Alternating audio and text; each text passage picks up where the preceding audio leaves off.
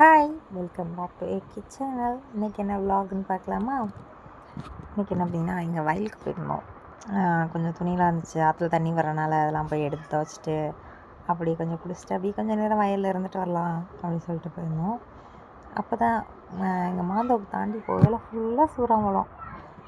பார்த்தோன்னே 90s கிட்ஸாக நம்மலாம் so அதனால் அதெல்லாம் விட்டுட்டு அந்த வெள்ளம் விட்டுட்டு முதல்ல சூறாம்பழத்தை பிடுங்க ஆரம்பித்தாச்சு. சூறாம்பழத்தை பிடுங்கி என் பையன் வேறு அங்கிட்டுக்கிட்டு ஓடிக்கிட்டே இருந்தான். என் பையன் குட்டி பையனுக்கு ரொம்ப பிடிச்சிருந்துச்சி அந்த சூறாம்பழம்.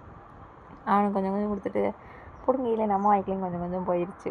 சரி நான் அப்படியே சாப்பிட்டுக்கிட்டே மீதி இருக்க சூறாம்பழத்தெல்லாம் பிடிங்கிட்டோம். 2-3 இடத்துல பறித்தோம். அங்கங்கே வேறு கிளிப்பாக இருக்கும். இது ஒரு இடம், அப்புறம் முன்னாடி காமிச்ச இடம் ஒரு இடம். அப்படி அந்த காடு ஃபுல்லாமே முக்கால்வாசி சூறாம்பழமாக இருந்தது. செடியாக பார்த்தோடே ரொம்ப ஆசையாக இருந்துச்சு. அப்படியே முக்கால்வாசி நல்லா பிடுங்கி சாப்பிட்டுட்டு நல்லா வந்தோம். எத்தனை பேர் சின்ன வயசில் இந்த சூறாம்பழம் பிடிங்கி சாப்பிட்ருக்கீங்க அப்படின்னு.